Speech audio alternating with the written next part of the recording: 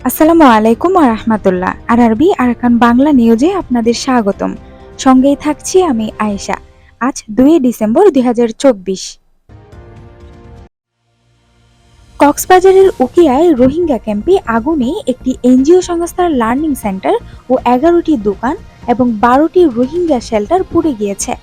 রোববার 1 ডিসেম্বর দুপুরের দিকে উখিয়ার 7 নম্বর বি 7 ব্লকের রোহিঙ্গা ক্যাম্পে এই ঘটনা ঘটে।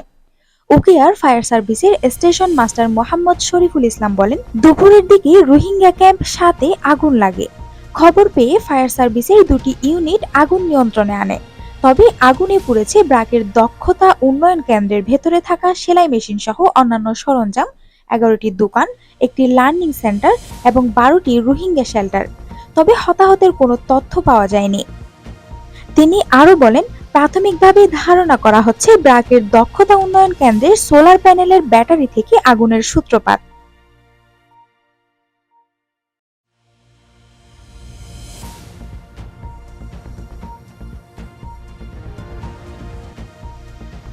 রোহিঙ্গা সলিডারিটি অর্গানাইজেশন আরএসওর সদস্যরা মিয়ানমারের মুন্ডু এলাকার সোদাপাড়ায় অবস্থান নিয়ে আরাকান আর্মির বিরুদ্ধে যুদ্ধ করার প্রস্তুতি নেয়ার সময় আরাকান আর্মি তথা মগবাগিরা চারদিক দিয়ে ঘিরে ধরে লড়াই করে।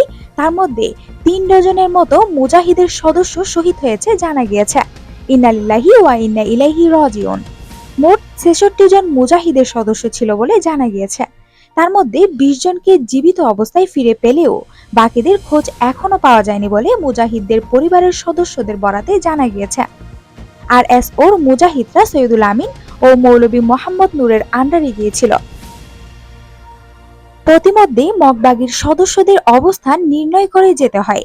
আগে থেকেই যুদ্ধের প্ল্যান করে না গিয়ে এত বড় ক্ষতির সম্মুখীন হতে হয়েছে।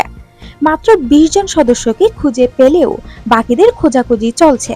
রোহিঙ্গা সলিডারিটি অর্গানাইজেশন আরএসওর সদস্যরা এ পর্যন্ত মগবাগির হাতে 200 জনের উপরে শহীদ হয়েছে। জঙ্গি সংগঠন আরসার হাতেও 100-এর মতো শহীদ হয়েছে। কোনো প্ল্যান, কোনো সিস্টেম, কোনো ধরনের দিক নির্দেশনা না নিয়ে যুদ্ধের ময়দানে যাওয়া মানে বড় ধরনের বিপদ ডেকে আনা।